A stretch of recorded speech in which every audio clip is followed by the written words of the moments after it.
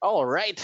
We're live again for another episode of HR Shouts and Whispers. Pero naka-off yung camera ko. Ayan, naka-open na. Yun. episode episode number 67. And syempre, ang topic natin ngayon. Actually, it's a question. Will AI replace HR? Syempre, my name is Ken Somera and we have our main host, Cristina Reclamado. Hi, Chris. Yes, hi Ken. Good evening to you. How was your week? Syempre, halo mixed eh. Masaya naman. Well, anyway, this week, okay, so a lot, people are kind of parang grinding to a halt because gets well a few days from now is going to be the Christmas. It's a Christmas Eve, and then we're going to have our celebration, of course, of our favorite day of the year. Favorite day ba ito ng mga tao? So, ano bang have you been naughty or nice the whole year, Ken? Syempre, naughty. Na? Nice guys finish last daw eh. So, tayo Okay. sa naughty. So we'll ask the other guys here if they've been naughty or nice. Okay. So anyway, so this is okay, our second to the last episode of the year. Okay, but next week we're going to have our year ender. Okay. So with the moderators and admins of HR Shouts. And anyway, our topic for this evening is learning technologies and will AI replace HR? Kaya ba to? Anyway, to help us answer that, we've also invited one of our moderators, George Ramos. Hi, George. Hey, good evening, Chris. Good evening, Ken. Good evening, Neil. Good evening, everyone. How's your week going? Very interesting topic for tonight. Uh, masarap magbigay ng inputs, pero masarap rin magtanong dun sa guest natin. No, because I think Oh, he's one of the proponents, no, of being able to merge technology and HR itself, right? So or one facet of HR. So yeah, that'll be really interesting tonight. So yes. good discussion tayo. Ganda, maganda. And then what's nice about it is it's an all Filipino initiative because sawang-sawa na tayo sa mga 'di ba, import ng mga apps, 'di ba? So at least we have an all Filipino app about to Incidentally, unveil. Yeah. incidentally, Chris, very quick lang. Alam mo ba, if you look at statistics and I've been talking to a couple of people in the IT learning and also the HR IT space. The last quarter of this year for the Philippines in terms of competitive standing against the regional competitors like Malaysia, Singapore, India, ang taas na ng mga na-eat up na ng competition yung pie in terms of getting some of our folks to engage with what they're doing. So because the playing field has been a little bit leveled because of the pandemic. That being said, yung mga dapat na napupunta sa atin Mm-hmm. na audience, kinakain na din ng mga kasama natin sa region just because they're more competitive siguro, they're more aggressive in what they're doing. So yun. I just Yes. got the statistic over the weekend. Nagulat lang ako. Well, actually the world is shrinking It because is. of like technology. Okay. Then yung mga boundaries, okay, we don't really have to travel, okay, to go to another location, right? So, and that's because of a lot of apps. Kasi during the pandemic, some certain apps became popular. We have Zoom, we have Google Meet, okay. All these are communication apps, okay. But what we're going to talk about tonight, it's actually a learning, it's a training platform, okay? And then we'll introduce the proponent of this app, okay? We have, okay, one of the youngest, okay? I think, because he's just 26 years old. And he actually initiated this endeavor, okay, I think with a group of people. And they have Sociov. So the founder and CEO of Sociov, we have Mr. Neil Soria. Hi, Neil. Good afternoon, everyone. Good afternoon, Miss Chris, Ken, and George.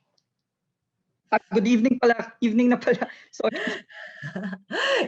Pare-pareho tayo walang tulog. Okay. Alam mo, kagabi kausap ko to si Neil. Well, I actually, mga 2 a.m. magkausap tayo, di ba? Okay. So, Neil, okay. So, a lot of people are curious. Okay. So, how was your journey becoming an entrepreneur? Because you're just 26 years old. Hindi makapaniwala ang mga tao. It was very difficult. Nung una, alam ko before starting up Sociov, I know that it will be difficult, but I didn't expect, since the pandemic came, I didn't expect that it will be this difficult, like this difficult. We're still consistently learning a lot about the market.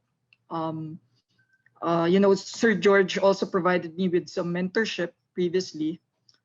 Just a few days ago, actually. It's just that probably the challenges that lies ahead with the professional coaching industry excites us. And So, George. Yeah. Sorry. George, do you have a question for Neil?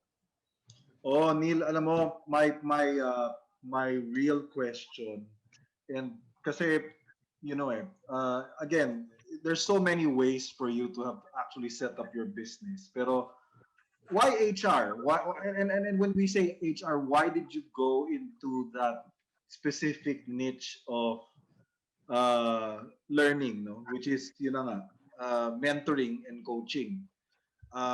Why pick that particular set when you could have actually gone elsewhere? You could have done development, you could have done marketing, you could have done something else. So probably, sir, this was literally shaped by my entrepreneurial journey when I was 15 years old. Nung 15 ako, me and my friends set up a business. And that business was really about event management. We create events across Metro Manila. Na we would just set up a bar, literally a mobile bar, and then pre-sell tickets. I wouldn't recommend it to young people right now, though. But kami yung tinatawag niya na pasaway natin. Pasaway kami ng time na yun. And but that's how my entrepreneurial probably mindset was developed and shaped. During that time, at one night we can pre-sell tickets from 500 to 700 tickets a night, and we'd be earning 500 to 1,000, or 500,000 to 1 million pesos. Although na hindi move forward yung business because we were a bunch of kids during that time. I was 15 years old and I was leading the organization or the business during that time together with my friends. Although hindi siya talagang boost or nag-jump over,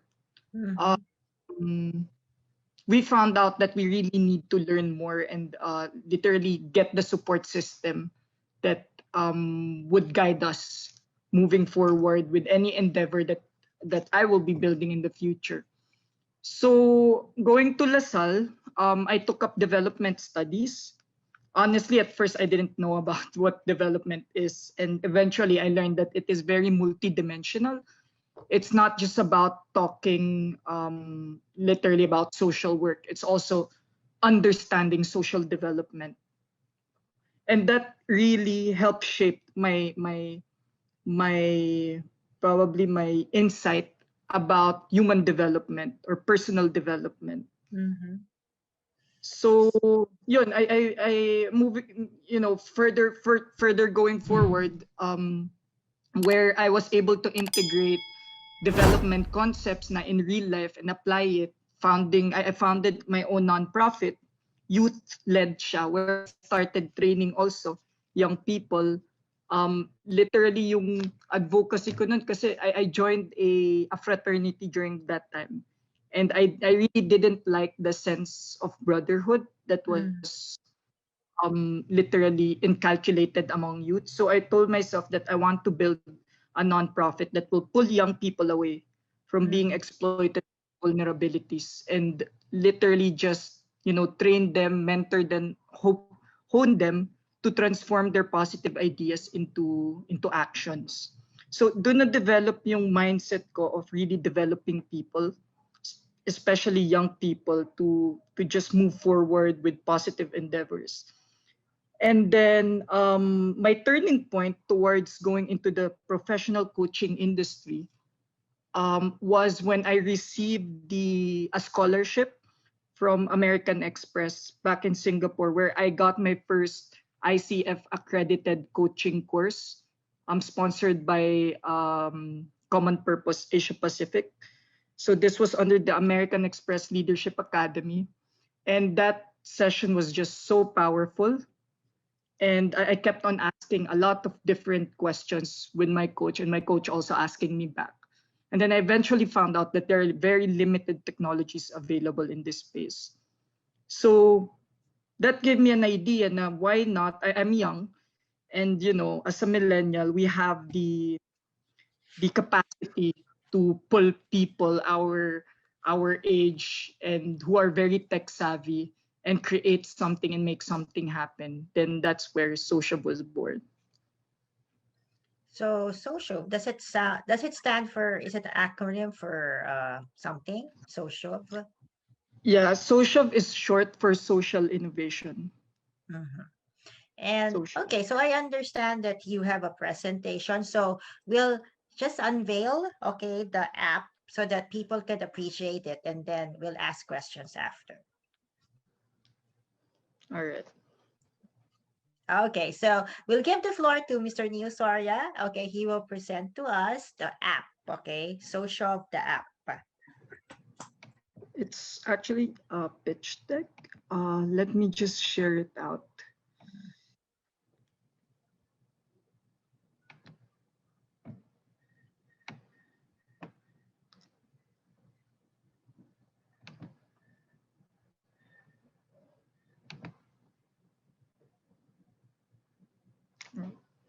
So Sociov stands for social innovation, and it is an on-demand and peer-to-peer coaching platform. According to Forbes, professional coaching is the second fastest growing industry globally. This is evidenced by a dramatic increase in coaching-related transactions and services in the market. But even though that professional coaching is now pegged at 15 billion US dollars, it's a global market, it is very disconnected. Coaches have difficulties on visibility, while clients are unaware of who to seek and how much coaching would cost. It is true that anyone can be a coach, no, but it is difficult to really understand who are the right people to help you with your learning needs. And it's really difficult to know if there are coaches out there na credible enough to really guide you. So we built this platform for John, for Robert, for Anne, for Cheryl. For John, na isang SMU fresh grad na kailangan niya ng clarity and alignment since na kakagraduate niya lang sa kolehiyo. And before job hunting, gusto niya really na malaman kung ano ba yung aspirations niya talaga sa buhay. Na baka ngayon, lito pa siya, hindi niya pa alam. And para din siya kay Robert, na experienced executive coach, pero gusto niya ma-scale yung business niya and get more connections, get more industry insights, get more data, and be in a supportive ecosystem of coaches in the region.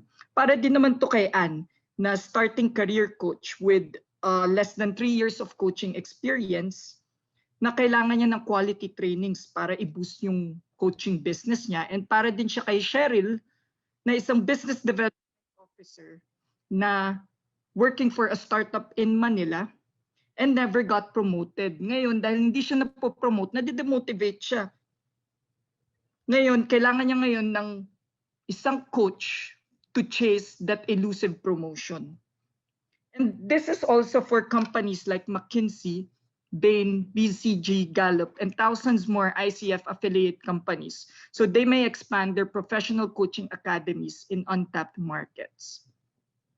The solution is to democratize coaching to enable this multi-billion-dollar industry by connecting Coach Anne Client John, and Gallup's Coaching Academy through an on-demand and peer-to-peer coaching platform. So we have two technological ecosystems in our company. We have an e-learning platform. We built this e-learning platform kasi nga before, nung I was personally doing our trainings, na observe ko na it would usually take 2 to 3 months. No? So I thought, how can we create a supply na nagka-pandemic nga na mabilis and digitalized yung training experience ng mga magte-take up ng content or ng learning materials ng Sociov. So we placed all the training resources online and made it self-paced para rapid yung paggawa ng supply ng coaches in the market. So, na of course, kailangan quality training din. Kaya we made sure na yung resource materials namin or yung content na ilalabas namin dapat checked siya and reviewed by our advisors who are top coaches. So we also have the Matchmaker platform. So pagkatapos mo matuto, you can now be in the Matchmaker platform where you sign up and create your client account first. Then you cannot be a coach if you haven't been coached. So you experience coaching, then you learn in our e-learning platform some more materials, content na magiging requirement siya. And then you set up your coach account. By setting up a coach account, you can now learn, turn, and earn. So what we are advocating really here is that we want to democratize coaching, and we want more people to get access on coaches who are credible and quality and have the quality to really render coaching services. We want coaches and clients to realize their potential to self-develop and that they may have, or they may be someone they may have never even considered before with just the click of a finger.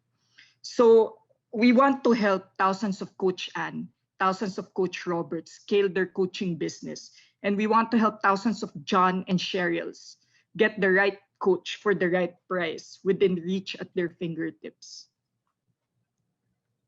So for those who wants to be coaches, we just have different documents na we will need for, of course, for due diligence na rin.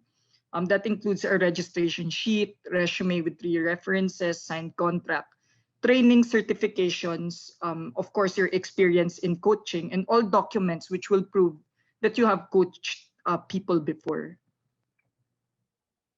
So this 2021, we are launching 2 niches, resume coaching and job interview.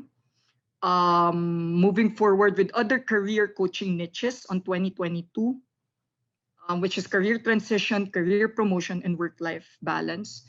By 2023, we are having business coaching as a service, where 95% of corporate coaching transactions happen here in our country. Since October, we've just launched our first platform, which is our e-learning platform last September. We've just started matching coaches and coaches off platform or off tech on October. But since October, we were able to garner 122 coaches, and they all received 81 coaching hours so far from our partner coaches. We have 8 career coaches in our off-app prototype matching, and we have 12 enrollees since September in our e-learning platform, and we spent 0 on marketing for this. We've been partnering with different organizations.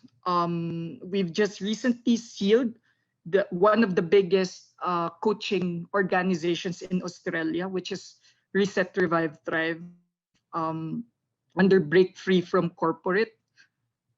We are also partner with the Asia Caribbean Open Institute and other institutions in the country and youth organizations as well.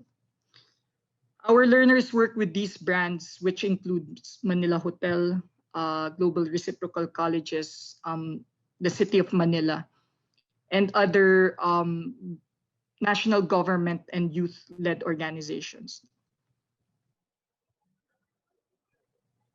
This is our team. Ito yung team na once you go you will experience, no, or you will feel 51 years of work experience from different industries. I myself, as a serial entrepreneur, have been leading this team moving forward throughout the year and really just making sure that everyone is intact and inspired and motivated enough, even if we're receiving little yet. Mhm. It's more of really bringing coaching out there. We wouldn't be able to really move forward without the help of our advisors, who are all multi-awarded and Asia's finest coaches and startup mentors. We have a advisory board member of Singapore Polytechnic Business School. We have Dr. C, who is a CEO and the president of Singapore Psychologists Association. And we have a lawyer and a multi-awarded lawyer who's doing his master's in France as of the moment. We also have an ICF coach and an angel investor in the group. So that's really about us. And I hope that, we can partner up or we can explore opportunities together after this. And I'm very much willing to answer any questions. Okay, Neil.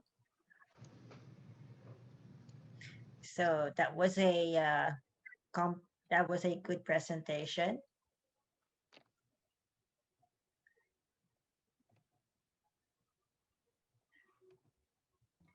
Nice So presentation. Okay.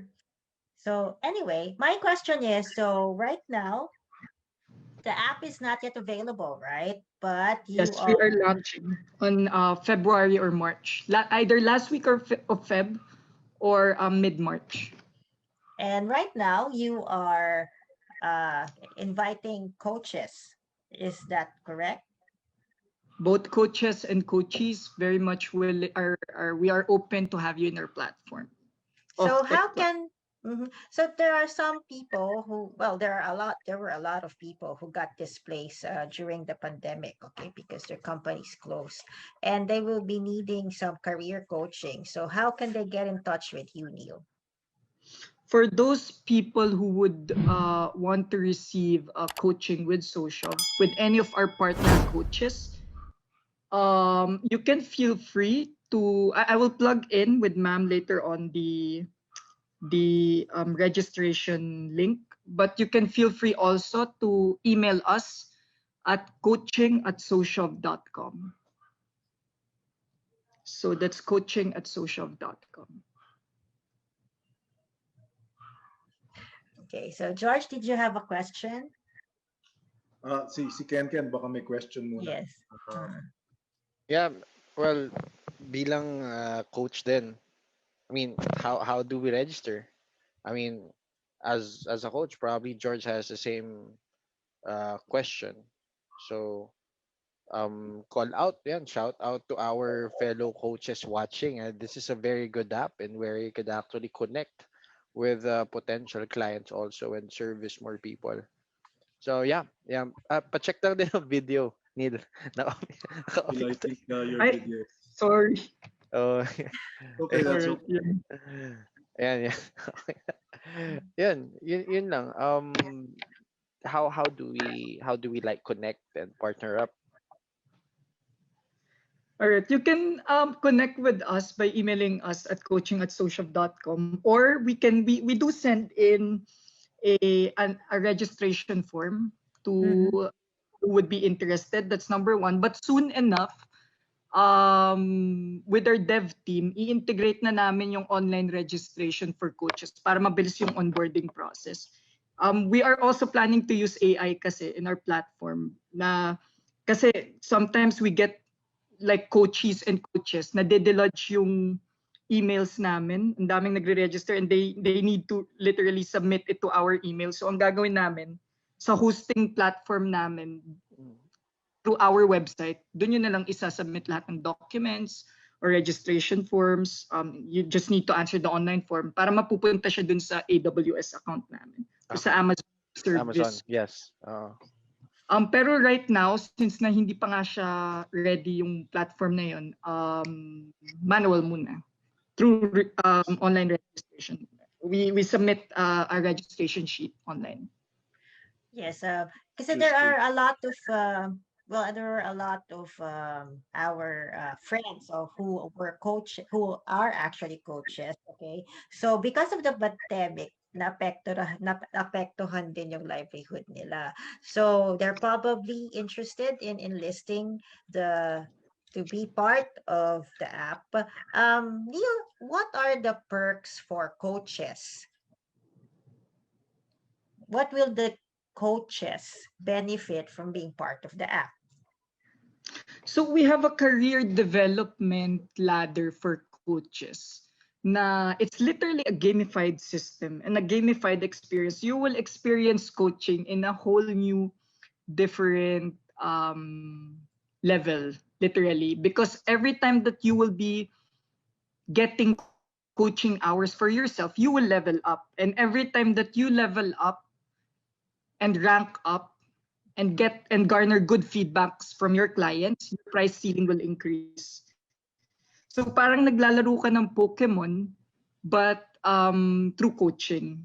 So that's number one, the experience. Second is that we are building also a rewards club for our coaches. Now you get to earn gems. Now you can exchange it for either discounts or freebies with our partner coaching businesses or partner businesses, SMEs.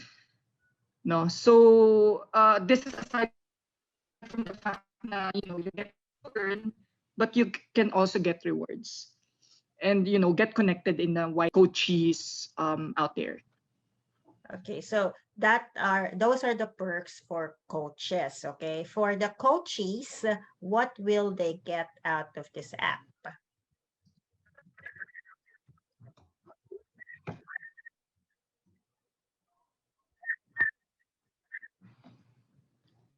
For coaches, of course, they're assured of a coach that is of quality and of course of their budget. Kasi right now, ang daming coaches na the biggest problem with the regulated. So anyone can call themselves a coach, even an untrained person without any really coaching experience or coaching hour experience can claim to be a coach.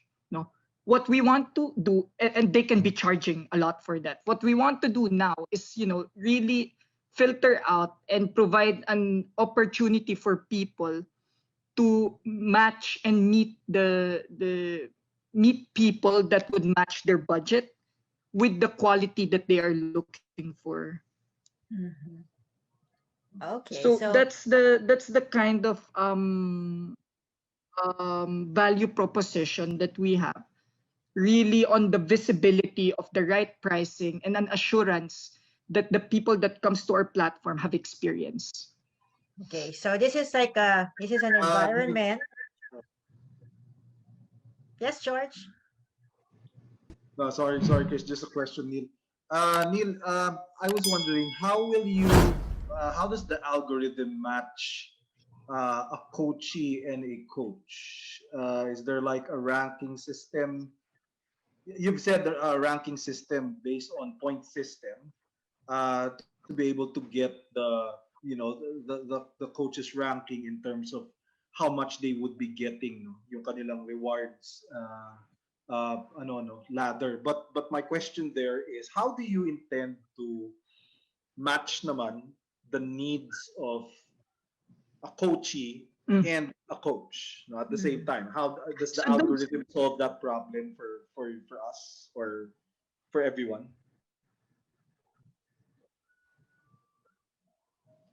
Yes. So unang-una, depends siya sa niche. What is the coaching niche ng isang coach? Kasi syempre, hindi naman siya pwedeng i-match with a person hindi mo the person na kailangan ng business coach. That's number one. And if a business coach, under business coach, may ibang sub-niches pa yan eh. May ibang sanga pa yan. So either it may be executive coaching or, work-life balance coaching, or startup coaching or dev coaching, iba-iba pa yung sangay niya eh. So that's number one. Second is yung budget. Ano ba yung budget ng kliyente? No? Syempre, if ang budget niya, for example, is 500 pesos an hour, we will make sure that the quality of the coach that we will be giving to that person will match dun yung desired budget niya. So hindi ka pwedeng kumuha, let's say, mag-i-invest ka ng zero peso, or if you get a peer-to-peer, if you have a peer-to-peer platform, yun nga sabi natin, coaching is the general skill. Anyone can be a coach.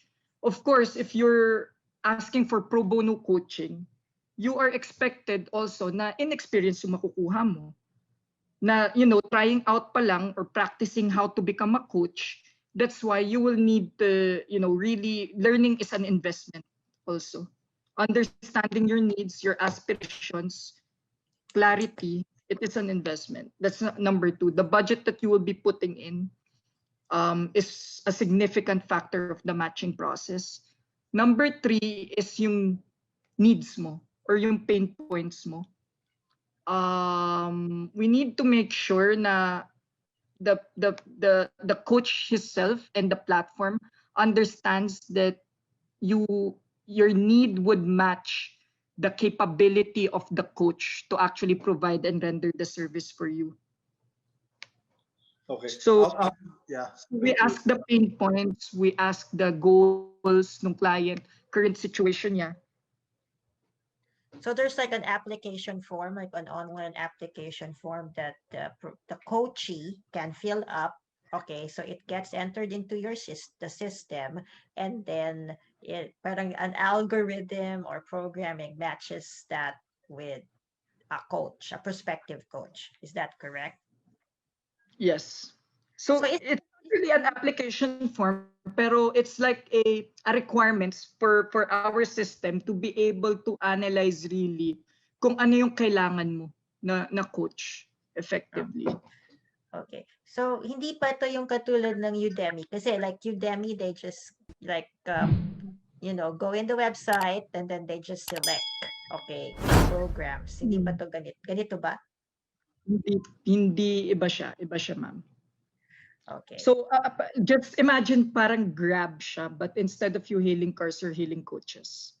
Mm-hmm. Okay, so that's interesting. Okay, so I have a question for both, I think for all of you, okay?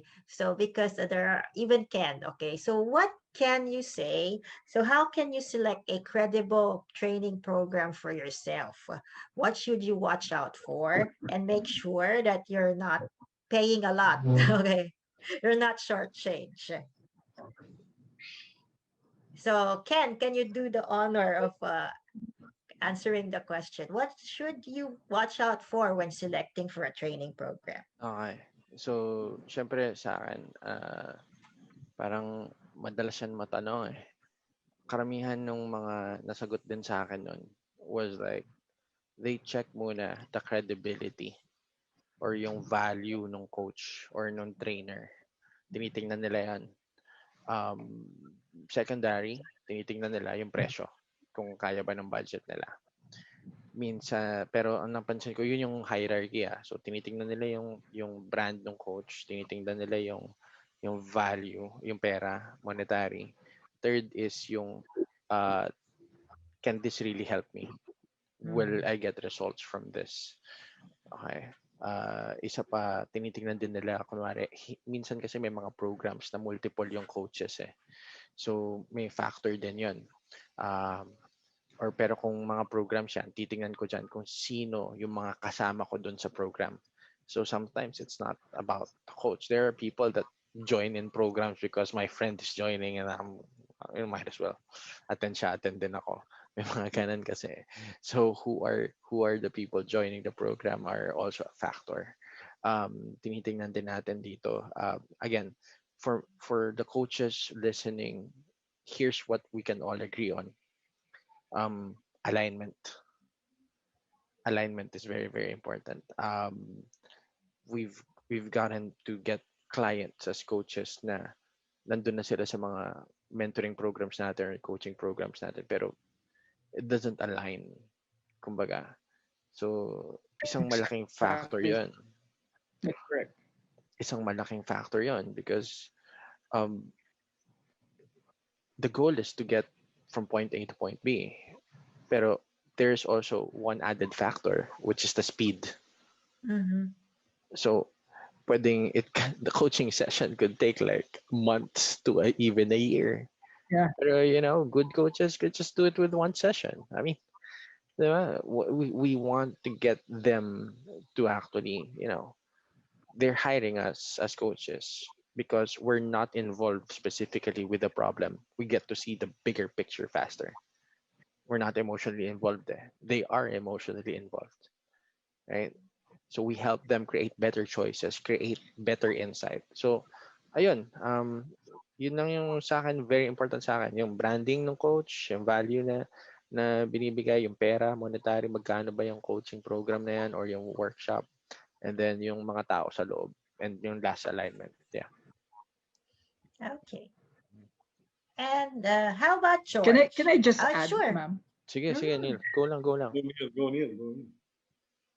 Isa pa is that's very true.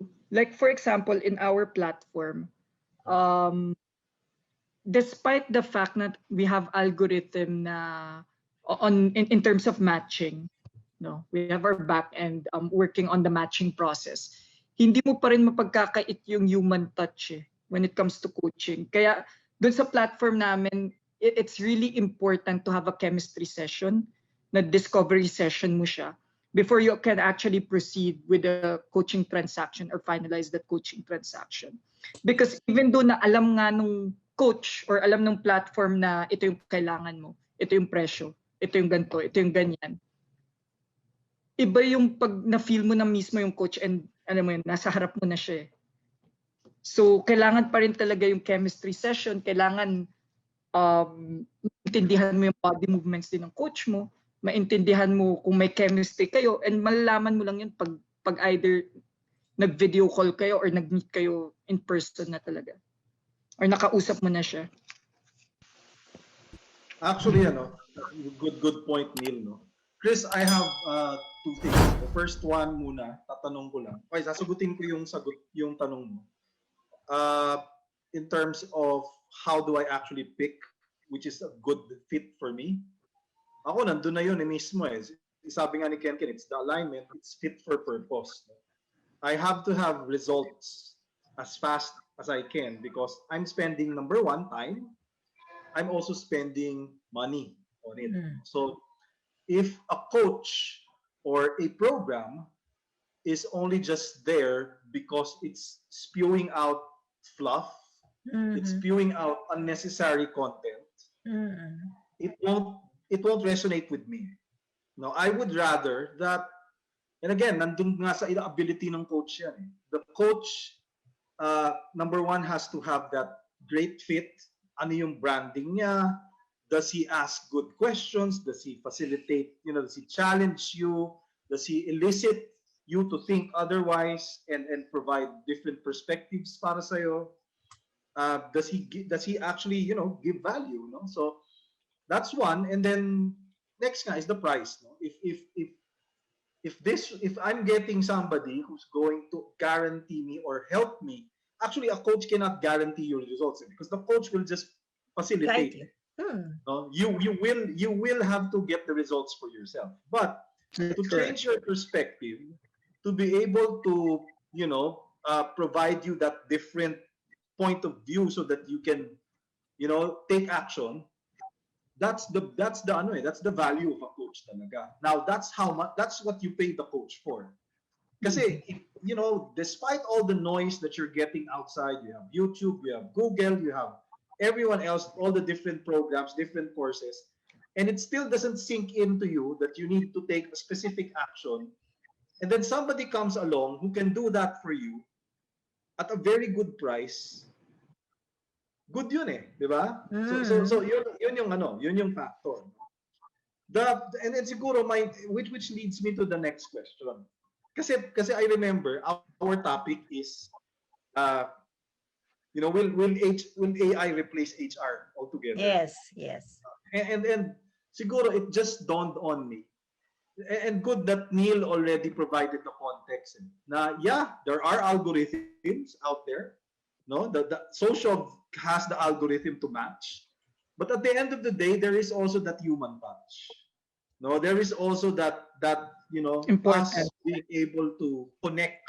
Because after all, a coaching relationship is all about connection.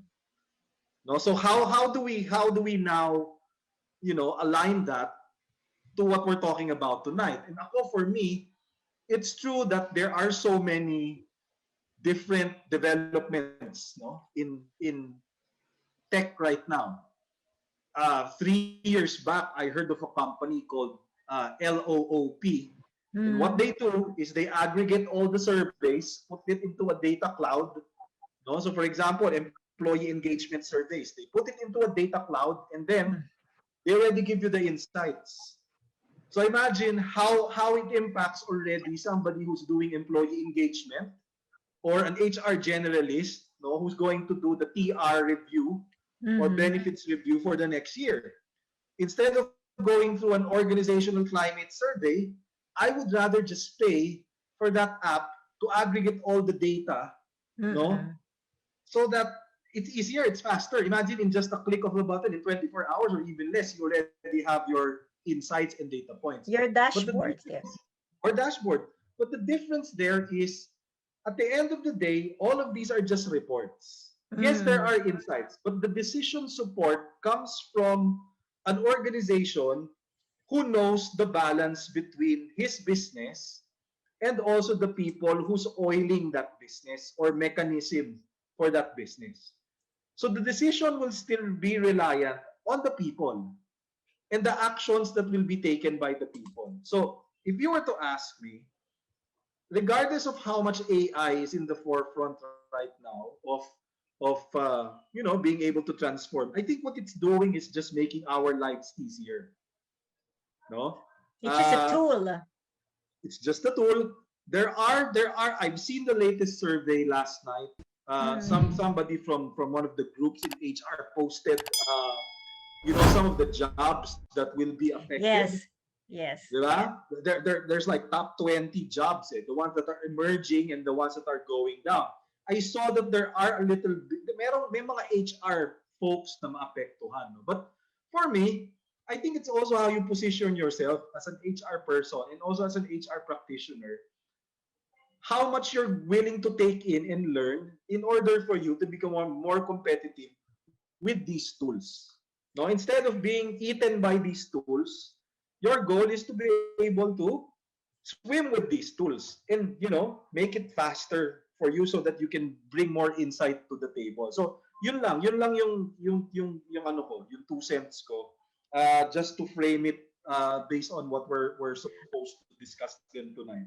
Yeah, but actually, kasi I actually believe that AI can never, replace human beings. Okay, so that's it, because it's just a tool. You just program it, but still the function of analyzing and synthesizing all the data and then making a decision is on a human being. Yun. So, but there are certain jobs talaga that will be, rendered parang kumbaga obsolete. Okay, of course the frontliners, yung the ones like mga yung sa chatbot, okay, for if your function for HR is something that receives mga complaints, etc., maybe that can be diminished, okay, but then as an HR practitioner, you're supposed to evolve nga with the tools, okay? So imbes na frontliner ka lang, siguro naman you'll be an HR business partner, and then you'll be, much more needed by the company. Kumbaga, strategic yung role mo, hindi na yung routine. I think the routinary. Exactly. Yes. Exactly. Kunyari, nung dati, you do recruitment, di ba? Let's say you're a recruiter. Instead of going on with the usual, sige, pasok ko sa Excel yung mga entries ng mga tinatawagan ko, aralin mo na siguro yung ATS mo, di ba? Aralin mo yung applicant tracking system mo. Yes. Aralin mo, kunyari, meron kang Talentum, meron kang Taleo, aralin mo and then propose to management what might be a best fit na mas makakamura sila, no, based on these tools that you're using or that are emerging. Kasi di ba? I mean, No. there might be systems out there that, and I'm sure there's so many out there that can streamline the HR process. So Yun. so yun yung key eh. And again, I like what Sociov is doing because there's this element of, yeah, it's tech driven, but there's also this element of of human to human connection din. Sabi nga ni Neil kanina, kailangan mag-resonate muna. Sabi ni Ken kanina, kailangan mag-align muna. So ang kulang na lang doon actually is the vehicle for it for people to know about it, no? But Yes. the platform itself, andun eh, no? It's a solid platform. So kailangan lang talaga marinig ng mga tao na, hey, there's this good guy, there are a couple of good business coaches there are a couple of good HR coaches there, good career coaches there, so that they can gravitate towards the usage of the platform. Yes, that's good. Wait, add lang ako. No? I mean, just something to play around with since ito yung topic natin. Kasi again, there's a lot of improvements in technology, lalo na machine learning, diba? I do think that even with a lot of jobs can be taken over by AI because of how it devours information. Again, machine learning and other technologies are there to actually study the data. It's being fed data. So since if a program can be fed all the data through all the years na nagsimula ang isang industry, tingin nyo what would happen? Pwede mag-decision yun. Pwede mag-decision. Actually, yun na yung medyo advanced form. The decision, yung nakakapag-decide. Pero even if the program or the app cannot decide yet, it could have an interface kasi of question. So for example, an interface in where you could, what category is your question? You could click the category, pam, okay, meron akong problema sa HR, employment relations. So click ako employment relations. Okay, meron dito sa left side, frequently asked questions by employees. Meron dito sa right side, type in your question. So ngayon, auto-search kayo nung program yung pinakamalapit na tanong dun sa tinanong mo. Kung meron exactly, maganda, may sagot ka. Or here are your answers. Okay. Ngayon, ang fined sa kanya na information are coming from, for example, kayo, like Cristina, George, and other HRs around the world, na sinagot na yung question na yon kasi nandun yung sa database eh. Mafa-flood ngayon siya ng information. These are what professional HRs answered, blah, blah, blah. Pwede. Exactly. Pwede talaga. So I'm siguro I could stand at the other side since I get to see apps lalo na sa blockchain. Yung pinakamamahal kong blockchain. I mean, it's possible now. It's possible now. It is. So I could agree that I agree with Cristina and George na malaking factor yung human part because again, ang hindi na naaalis sa atin is us being creative. Even if there are already core answers already, we know that we can always improvise and get new answers from it. Tama? So we can mine the data kasi and zero in on something else. Alam mo yun? Sa a certain angle, something like that. Hindi makikita ng machine. Okay? Like si George, ilang beses ka natanong sa topic na to, di ba? No, but like certain questions, okay? I get if you have like one question paulit-ulit, okay? Paulit-ulit yan. But, okay, sometimes a person is asking for a specific thing. Okay. Instead of, because you have the experience, you've gone through it, you're an expert on it, parang you can zero in faster, okay, on the angle. Okay, what is the motivation of this person, etc., etc. If you're asking if the machine is answering it, it has to ask you a series of questions and then give you an answer. Okay, but a human HR can like ask you one or two question and then kasi ganito yan. Ganon. Parang yun lang naman yung sinasabi natin. Which is yun nga, yung ano, yung siguro just to put some context to it, it's also the type of the more transactional aspects of HR, sigurado yan. They're the ones Ma-automate are yan. routine.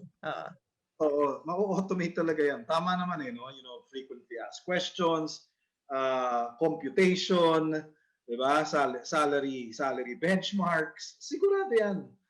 Pero yun na nga, sabi mo nga Chris, for example, somebody approaches you and then tells you na, hey, you know, I need some perspective dahil nagkaroon ako ng problema sa aking employer base dito sa kaso ko. No? And then you need somebody, an ER person who has that depth, no, to be able to understand the full context quickly. Mas mabilis niya masosolve yun. Kasi nga naman, he has the experience and the insights na din. No? But again, technology comes in to play to provide siguro documentation to make sure na, sige, lagay ko to dito sa format na to para at least in the future, it's gonna be easier for me to access. Yeah, so yun, very dynamic talaga ngayon. These are like really exciting times for us right now. Let's go back to Neil. Neil mentioned that as of now there are 122 coaches. Okay, so what is happening with these coaches now, Neil? Mostly, Coaches. yung mga coaches namin in our platform, they're either students or people in the job market looking for jobs. What we're trying to do really, we're not a job search platform, no. So what we want to happen is really have an end-to-end experience towards job search. Now, before they actually go towards literally being in the job market, we want them to understand first what it takes to reduce their rejection rate, for example. That means them understanding really their career track through coaching. Either it may be, you know, aligning your resume with the job post that you're planning to apply in, or with the career track that you're planning to apply in, and probably, you know, having the confidence towards moving in a job interview, or even before you go to a job interview, dapat ma-filter out mo na dapat bang magpunta ako sa job interview na to? Pag tinanong ba ako, may masasagot ako. So it's really about the resume coaching niche and the job interview coaching niche that we are first in right now, and moving forward to other career coaching niches in the future.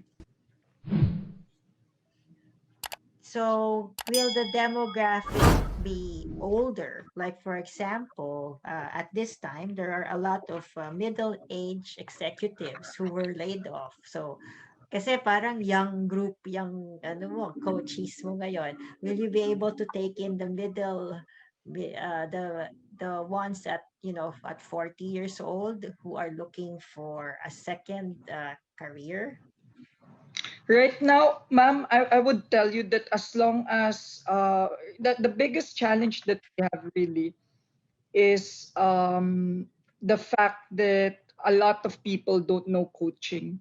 As long as we get to educate people and build on that supply, then we can take on any volume. As a matter of fact, we had a conversation with an airline company in Australia, and they want to onboard all their employees na lay off. So we told ourselves na, okay, we can match them right now, but what are the requirements that they have initially? No, so the discussion is still ongoing with this airline. It's just really about having to educate people here in our country, and specifically here in Asia, that they need the coach, and literally for those who have experience that they can be a coach, Okay, George and and that our platform is available. yeah, so for the three of you, okay, so what is a true coach? So Neil, can you start defining that? Kasi madaming coach kayo, okay? All sorts of okay, shapes and sizes, Hello? okay? Hello? Yes. For me, a coach is a person is a facilitator.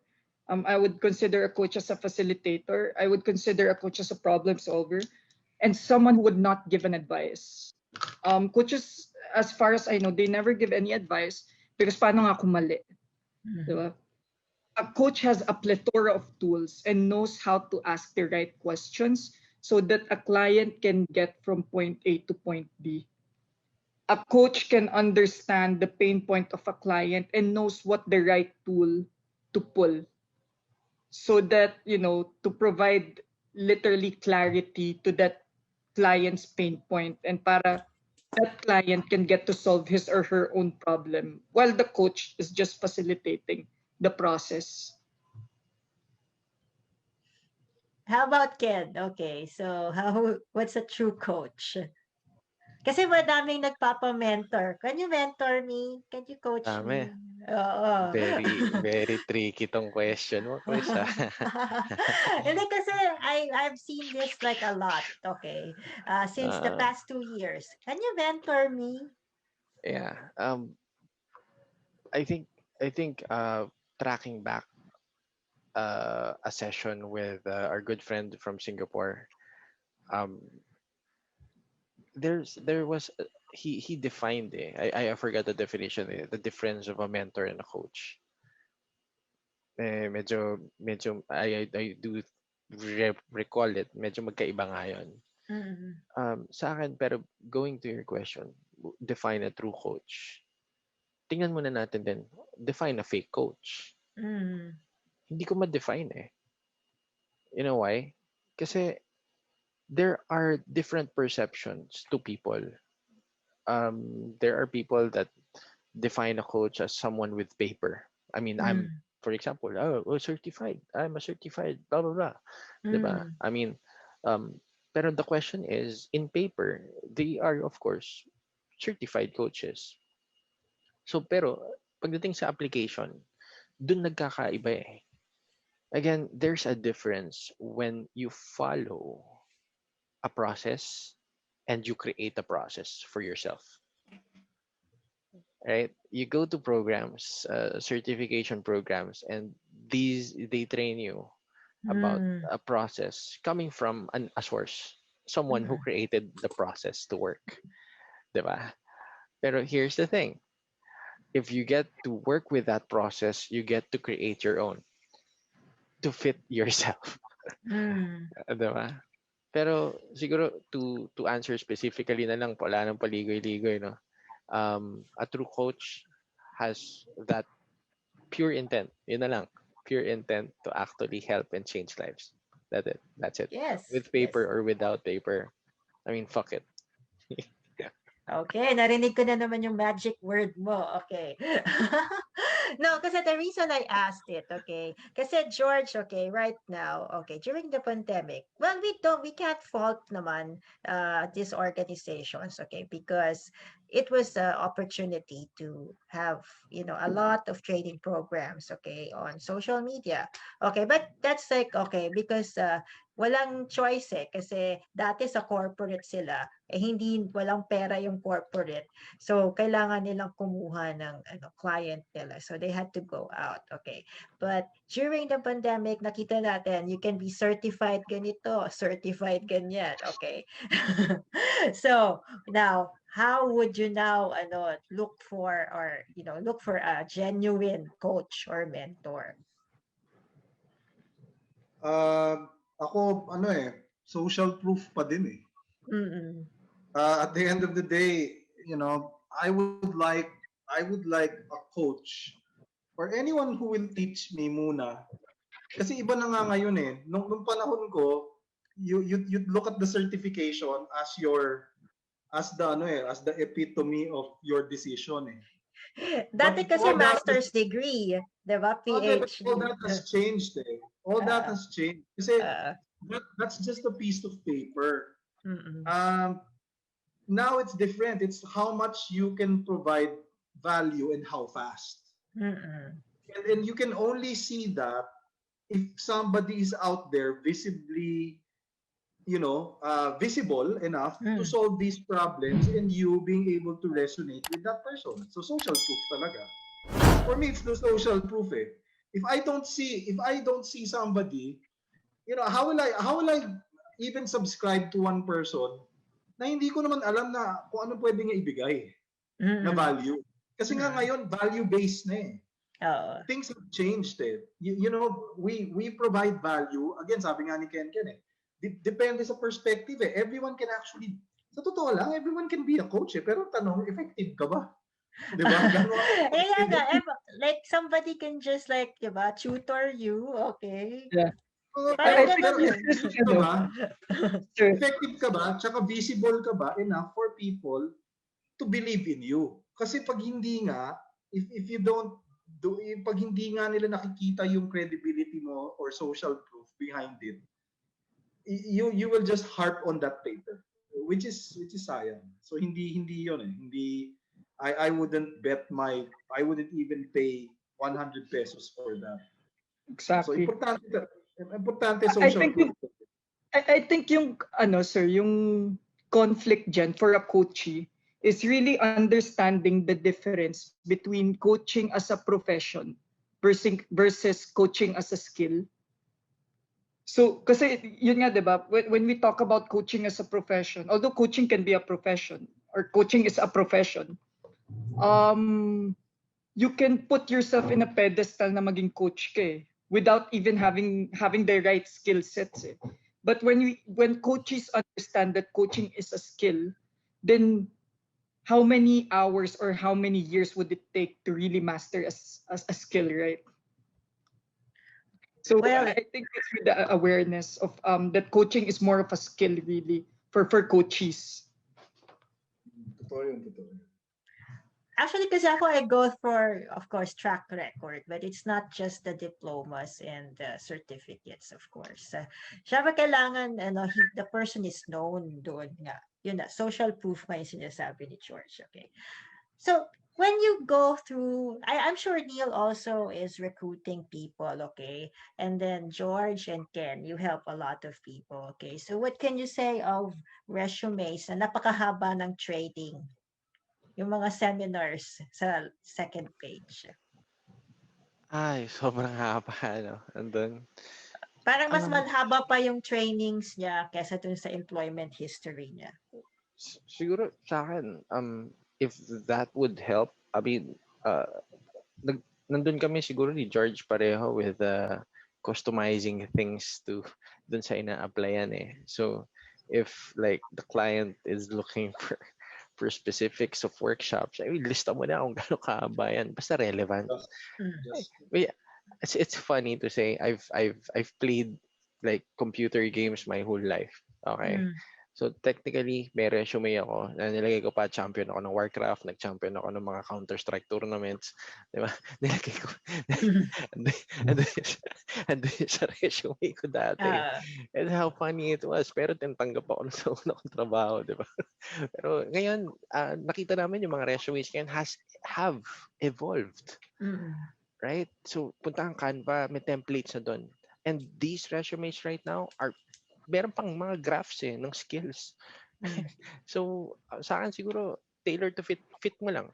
If the client, tingin mo, is looking for lots of seminars, then fuck it, lagay mo na lahat. Diba? Lagay mo na lahat. Pero tingin ko hindi, lang, tingnan mo lang yung mga important na relevant dun sa trabaho ang applyan mo. Yun lang.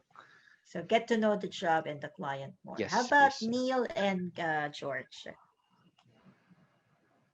Neil muna. Neil.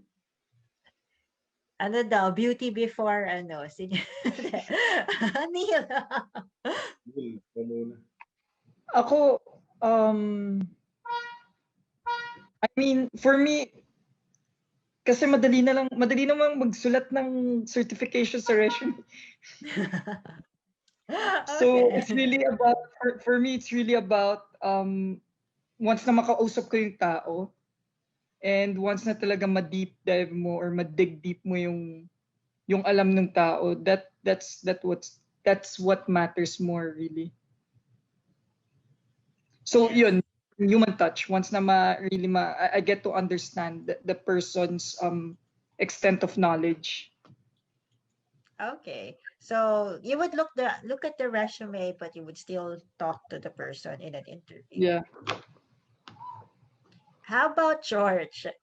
Yun nga, ako adapt lang. If depending on who is looking for the job, who's looking for the talent, you would know it. Do the research, do the due diligence. Yes, it's hard work, but you have to do it. There are some organizations who want cool resumes na one pager na may mga pictures. Fine, adjust to that.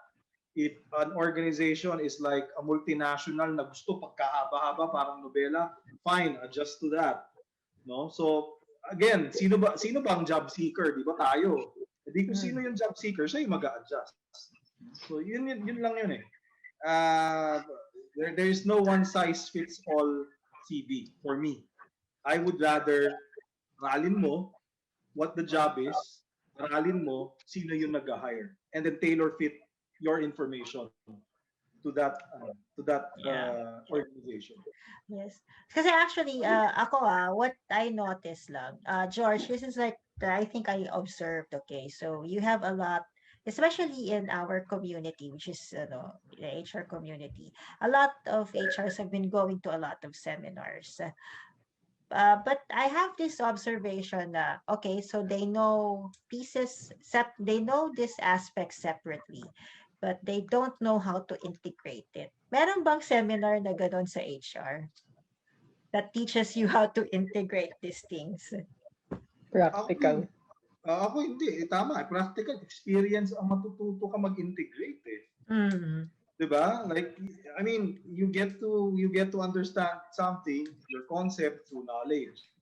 So it goes there. Pero how do you apply it? How do you know which pieces to make it work for you, which ones to throw away? So yung synthesis. And then how do you now make it much more efficient? Yung integration. So ako tingin ko experience pa rin eh. Maraming ganyan, Chris. No? I mean, I don't want to belittle our colleagues in HR, who are doing seminars. Kasi totoo naman, maraming gustong matuto. But ako make it purposeful. When you want to learn something, make it purposeful according to what you're aiming for, and not just because it's a shiny object. So yun lang yung ano ko dun. You have to have a career path probably, or what you want to do or be in the next 1 year or so, diba? And then get the trainings, okay? Gusto mo ma-promote, okay? So have your map. Yun yung mga kunin mo na na training programs. Kasi I just noticed it because I saw some resumes when I was like hiring for an HR manager, and masyadong parang kasi yung iba parang hindi na siya related eh. Okay, doon sa HR work. So, nilagay lahat dun sa resume. That's why I'm asking these questions. And they're all dated 2020. Wow, so attend ka sa workshop namin. I'm not belittling. Actually, we try to help our community by offering workshops, okay? And in fact, we've partnered with content people, okay? We have Circa Logica, okay? And they offer mga certifications. But what I'm asking is, kasi minsan, okay, hindi mo napansin, ang dami mo nang na-attend na seminars na nilagay mo siya sa resume mo. Pagkita mo ngayon, lahat siya 2020. Parang every two weeks meron kang seminar. So parang it kind of looks funny ngayon. I mean, look at your resume, and then if you want to be more attractive to your prospective employer, if it helps you, then put it in. If it doesn't help you, wag mo munang ilagay dyan. Okay. Yeah. Mm. Uh, okay. Do we have questions from our viewers? Mm, Our greetings? double check ko lang. Wala naman. Ano lang, mga good evening. Siyempre, batiin muna natin yung mga kasama natin. Siyempre, yan si Jason LP, si Liwayway, oo, si May, nandyan. Si, si V, Ivy. Yeah. Si V, nandyan. Oh. Si Benj, si Chris Mo, nandyan. Si Marco nandyan din. Si Charley, nandyan din. Si Caridad, nandyan din. Good evening. Good evening sa inyo lahat. And yeah, to our friends watching right now, if you have any questions or like insights or like any stories that you want to share, or people watching are on replay, feel free to comment in, and we'll do our best naman to actually answer them. Yun. Okay. So anyway, while we're waiting for you to maybe think of your questions or any comments, let's just like take advantage of this time. Okay. So guys, there's a second round of raffle from our content partner, Job Street. So the ad is on our community page.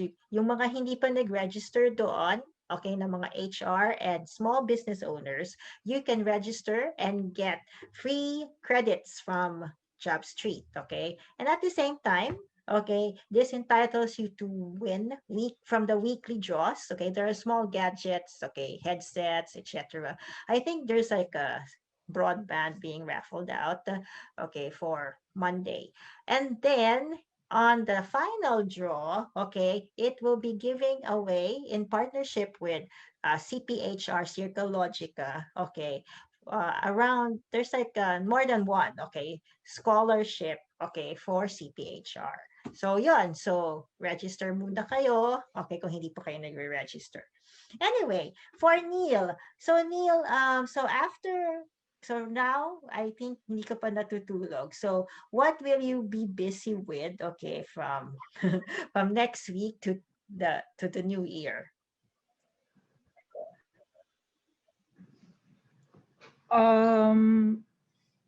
For next week, Christmas break moon. Christmas break and holiday break. By Jan, we're joining this accelerator program based in Silicon Valley called Founder Institute. Wow. We're one of the cohorts din dun is Udemy, Food Panda. They're also part of that before social. So we're hoping na we would be able to be, raising a good round and really understanding the product market fit that we have. Also, we are invited by Globe's 917 Ventures in their accelerator program, but we still need to think about that really. If there's a good offer, then of course we would be joining Globe's process and literally explore partnership and venture opportunities with 917 and Globe. And it's really about the hustle for the next year and really finding a product market fit for us.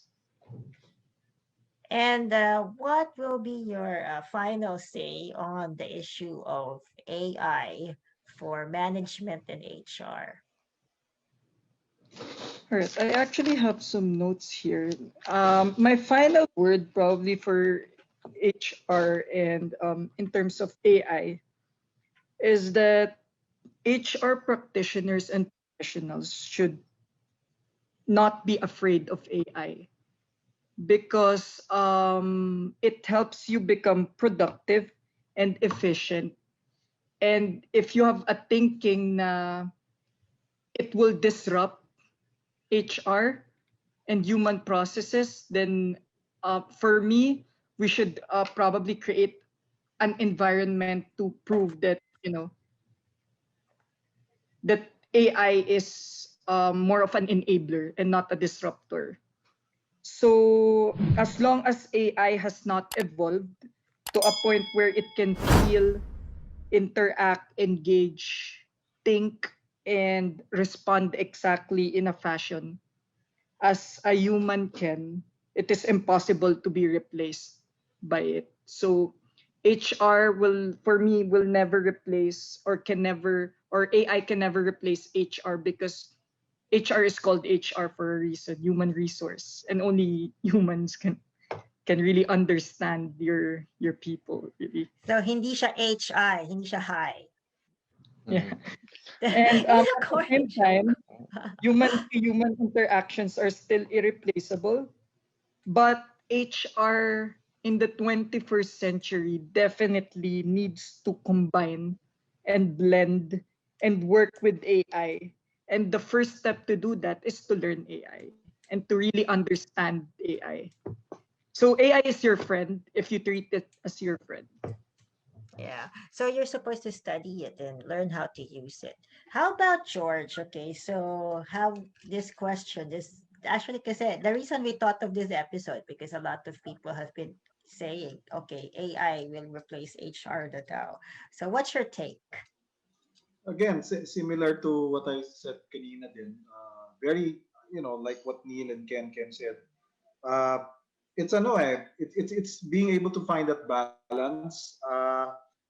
It's really up to us how we can obviously adapt to the tech, make it work for us. Again, make it as an enabler instead of a disruptor. Although yes, it's disrupting the landscape. Every day there's just so many startups, there's so many companies who are using so much of data to be able to gain more intelligence. Machine learning is there, but at the end of the day, our role is to make sure that we're still there standing and making sense out of all this data. Yes. Kasi, Mhm. and then, you should be able to, sabi nga nila sayang naman yung data, it's all there. Pero kung hindi mo gagawa ng action yan, hindi mo gagawa ng something that's actionable, Mhm. then that's where you become obsolete. Diba? Yes. Kasi dapat actionable yan eh. So, yun yung nakikita ko dyan. So, yeah, balance lang, balance. Adapt lang, adapt. Yeah, you've been searching for answers. Okay, isip ka ng isip. And then maybe yung answers pala ay naano doon sa mga financial statements, sa mga surveys, sa mga hindi na po process yung information, okay? Hindi siya na ilalagay sa isang database, okay? That's why you cannot synthesize it. How O about kaya, susunod ng proseso, di ba? May proseso kayo sa opisina, naka-automate lahat, manager ka, hindi ka sumusunod. Eh di ganun din, hindi rin nag-usap kayo ng SOP. Oo, di ba? Ganun din. Nami-miss nyo rin, nagkakaroon din kayo ng mga near misses sa opisina. So sayang di ba? So again, common sense lang, common sense. Yeah. Ayun. So that reminded me, okay, because there was there's a joke, nag-meeting, like a department nag-meeting on a process, okay? And then the next day, ang lumabag ng process ay yung manager. So, yun, nag-meeting pa sila. Madalas yan. Oo. Madalas. Oo. Okay, Ken. Yung sa akin naman, I like what Neil said. Siyempre, human resources, di ba? Specific, di ba?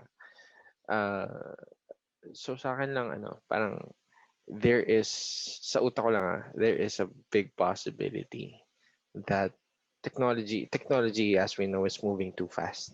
Di ba? Mahirap tanggalin yung human factor. Siguro, tawagin na lang, hindi ko siya tatawagin HR specific, pero siguro meron siyang ibang term na itatawag. Technology is there as a very good tool to help us. Again, it's a tool. So, depende kung anong intent. Nakadepende pa rin naman yung pagpalit ng personnel dun sa owner ng company. So, yun lang yung sa akin. So, malaking part doon yung may-ari ng kumpanya if they opt to check with the technology. Para Diba? para mag-streamline, 'di ba? Oo, di ba? So, Ayoko dyan. oo, di ba? Ang sagot natin doon, pwede mo palitan. Pwede. Kung choice yun ng owner. So, palitan natin. Subukan natin itong bagong technology na to na HR natin. Okay. So, depende. Yun I na lang. can't bagay sa'yo yung boses na yan. Siyempre tulog yung asawa. So, ano lang, hindi tayo parang, yeah! Di ba? Ah, Pero yun lang yung sa akin, yun yung sagot ko dun. Technology is always fast and it can devour a lot of jobs. So as of right now, make yourself relevant, make yourself indispensable. And again, tingin ko yung time na manlalamon yung technology, wala pa naman sa time frame natin. So, ayun lang. well, actually, ito may sinabi kasi si George, okay? And umiiral tong ano, syempre, di ba, yung age group namin ni George, mahilig sa disiplina, okay? So, actually, using AI really entails a certain level of discipline. Kasi kailangan meron kayong procedures, okay? Kasi hindi nyo pwede gamitin ng AI kung wala kayong nailalatag na mga procedures, yung mga standard operating procedures. Kasi you have to have a certain series of steps to do things, okay? Kaya lang, kadalasan, ang dami actually yung AI, ang dami na nga technology ngayon dito sa Pilipinas. But most companies are not ready for it because naglatag kayo ng procedures, naglatag kayo ng policy. Ang unang nag-violate sa inyo ay yung boss nyo. Okay? So, wala din. So, that's why if there's a certain, if you want to be moving faster, and of course, technology can help you a lot, okay? Nakita nyo yan during the pandemic, okay? It's just a simple purchase of Zoom, okay? A Zoom subscription, 'di ba? Nagkaroon kayo ng online party, may ano na kayo, Christmas party, etc. Okay, may mga green background na kayo and then you animate it. So, if there's a lot of technology, okay, that you can already utilize, okay? But you will not get to where you are if you continue to just rely on your old practices na hindi nyo na-update, and then it's costing you a lot of waste. Okay? Yun. So, you just have to look at your procedures muna, and then before you purchase, okay, into technology, kasi that requires a lot of investment. So, yun. And, AI and HR, they actually complement because you put them together, you spell hair. Just kidding. Just I'm just corny. AI. Okay. Anyway, I'm just trying to make Neil laugh. He's so serious. Okay. So anyway, Ken, do you have any projects or webinars this coming Yeah. December up to the new year? Okay. So for women that are like highly financial and independent, you could join yung elite membership nila Melissa Profeta. That's where we all actually do professional coaching. Then we're actually guest coaches there to actually help you get to your goal. Actually, instant create really solid wins kaagad. Yun yung goal namin. For each month, we give like one session per person dun sa loob ng community na yan. So, sobrang dami naming calls ni George tsaka ni Jonica. Medyo daily. Masaya naman. Kasi we get to add value. Next of is January. We're finalizing hypnotic communication pa rin for people, for coaches, for copywriters, or for people enthusiastic with actually getting better with communication. Here's the thing. We're gonna lay down our secrets for like conversational hypnosis, covert hypnosis, scripts that work, neurolinguistic programming, and the likes, tsaka yung mga formulas of hypnosis. So if you're interested with that, even budol-budol, we're gonna work with that dun sa masterclass na yun, Hypnotic Communication Masterclass, with Dr. Strix Toledo and Luigi Manyoza from NLP Hypnosis Academy. And coming March, we will be doing the international certification for NLP practitioner. So if you want to become an internationally certified NLP practitioner, let me know, message me up, and I'll be glad to help you with the registration. So yeah. And how about you, George? Yun. I will be joining in that workshop. Mag-a-attend ako kasi nga gusto ko ring matuto nung certification for NLP practitioner. Sabi ko nga learning mode ako next year. So I would encourage people to join that, not because of anything, but rather there's this emerging thing. There's emerging tech right now of being able to use language, no, and at the same time conversation skills for you to be more productive and more efficient in what you do. So I think that's the thing that's emerging right now. Kaya mag-attend ako niyan. So yun, learning mode ako. Kita-kits Although I classmate. do have, classmate. Although I do have some slots pa remaining for my 2021 clients. Sabi mo nga kanina you're a company who's having problems in terms of your digital integration, process policies. You need a person who will help you with your digital transformation. Let me know. Baka matulungan ko kayo. So yun, that's it. Pansit. And how about you, Neo? Bago ka masorba ng pansit. How about you, Neo? Okay, bibilisan na natin.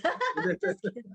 So yung mga gusto kong maging coach with Sociov, since we are in an HR group, I'm pretty sure that a lot of HR practitioners would want to side hustle, or if you have trainings, feel free to message me or send an email to coaching@sociov.com.